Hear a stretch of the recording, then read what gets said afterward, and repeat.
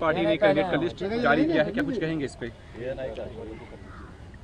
बिहार में बदलाव के लिए, एक बेहतर व्यवस्था बनाने के लिए जनसुराज ने जो प्रयास आज से 3-3.5 साल पहले शुरू किया है, वो लड़ाई अब अंतिम और निर्णायक चरण में है। और जो वादा बिहार में हम लोगों ने लोगों से किया था गांव-गांव जाकर कि समाज से अपनी सारी शक्ति बुद्धि लगाकर समाज से अच्छे लोगों को, बेहतर लोगों को चुनकर निकाला जाएगा और बिना किसी जाति, धर्म, पैसे, परिवार के प्रेशर के ऐसे लोगों को चुनाव लड़ने का अवसर दिया जाएगा जो बिहार को सुधारने का हम लोग की समझ से मद्दा रखते हैं। आज आपने सूची अगर देखी होगी तो थोड़ा आपको समय लगेगा उसको देखने समझने में। सबसे पहले तो बात ये कि समाज के सभी वर्गों को उनकी जाति, उनकी संख्या के हिसाब से जो भागीदारी की बात कही गई थी, उसके अनुरूप आपको वो सूची दिखी होगी।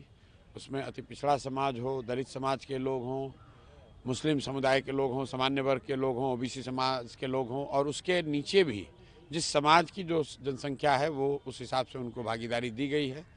और ऐसे लोगों का नाम है जिनको सामान्यतः आप राजनीति में एमएलए का चुनाव लड़ते हुए नहीं देखते हैं। कुछ उदाहरण के तौर पर हम लोग के प्रत्यक्ष और अप्रत्यक्ष बिहार में हजारों बच्चों के गुरु केसी सिन्हा जी चुनाव लड़ रहे हैं कुम्हरार से। आप दरभंगा से आरके मिश्रा जी, जो वहाँ के सबसे एक तरीके से मानिए तो नामचीन आईपीएस पदाधिकारी बिहार के रहे हैं और दरभंगा में बहुत लंबे समय तक उन्होंने काम किया है, उनको आपने देखा होगा। वैसे एक साधारण कार्यकर्ता के तौर पर विनय कुमार वरुण, जो बरई समाज के हैं और जिस परबत्ता की सीट की बड़ी चर्चा हो रही है, लाखों करोड़ों में डील हो रहे हैं, वहाँ पर जनसुराज का उस जिले का अध्यक्ष विनय कुमार जी जो बरई समाज के हैं वो चुनाव लड़ रहे होंगे। आपको सीपी ठाकुर जी की जो पौत्री हैं वो आपको मोरबा में चुनाव लड़ती हुई दिख रही हैं। इसमें कुछ सवाल लोग ये भी उठा सकते हैं कि आप उनके बड़े घर की, वो उनके दादाजी का नाम है, इसकी वजह से उनको टिकट मिला है, ये बात कुछ लोग कह सकते हैं।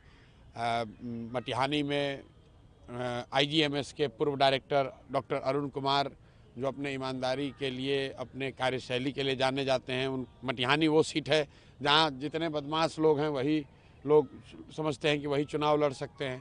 तो अगर आप उस लिस्ट को ध्यान से देखेंगे तो आपको उसमें कलर और कैरेक्टर दोनों दिखेगा। उसमें उन लोगों का नाम दिखेगा जो जनसुराज के इस विचार को देखकर समझकर इस प्रयास में जुड़े हैं और उन्होंने पिछले 2-2.5 वर्षों में इस प्रयास को आगे बढ़ाने में कंधा लगाया है। सबसे बढ़ के टिकट उनको मिला है जिन्होंने पिछले 2-2.5 वर्षों में सबसे ज़्यादा जनसुराज को आगे बढ़ाने में मेहनत करी है।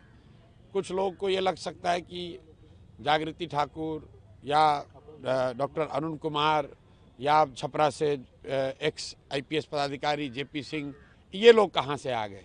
ये तो यहाँ काम उस मोरबा में नहीं कर रहे थे। मोरबा में मैं जानता हूँ, हम लोग के साथी जय कुसुम जी बहुत दिनों से मेहनत कर रहे हैं, लेकिन मेहनत के अलग अलग लेवल भी हैं। क्षेत्र में संभव है कि जागृति ठाकुर न दिखी हो, लेकिन राज्य के स्तर पर आरके मिश्रा जी ने जो काम किया है, जितना सहयोग, जितना मेहनत, जितना उनका कंट्रीब्यूशन जनसुराज के लिए है, वो शायद किसी दूसरे का नहीं होगा। प्रत्याशी नाराज हैं, जिनको जो संभावित प्रत्याशी थे टिकट नहीं मिला है, उनसे क्या अपील करेंगे? नहीं, कोई अपील क्या, वो घर के परिवार की बात है। अगर आज टिकट बटा है, कुछ लोगों को जिनको टिकट नहीं मिल पाया है, वो थोड़ी उनकी नाराजगी या थोड़ा उनका नाउम्मीद उनको होना वो स्वाभाविक है, लेकिन उनको पता है कि जनसुराज में कोई किसी का बोलबाला पैसे का, बाहुबल का नहीं है। जो प्रॉमिस हम लोगों ने समाज के साथ किया है वो हमने प्रॉमिस को पूरा किया है। और बिहार में जनसुराज की व्यवस्था बनाने के लिए कोई 243 लोगों ने तो सिर्फ काम किया नहीं है, काम तो हजारों लोगों ने किया है। उसमें से 243 लोग चुनाव लड़ रहे हैं। तो अगर 243 लोग चुनाव लड़ रहे हैं, उनमें से जो जिनको अवसर नहीं मिला है उनको जनसुराज अपने साथ लेकर चलेगा। उनको योग्यता के हिसाब से जगह देगी। बहुत बहुत धन्यवाद। थोड़ा सा प्रशांत अरे यार लड़ो मत। मैं 11 तारीख, अब भाई जो बात आज बताया गया है, जो लोग चुनाव लड़ रहे हैं आज बता दिया गया है।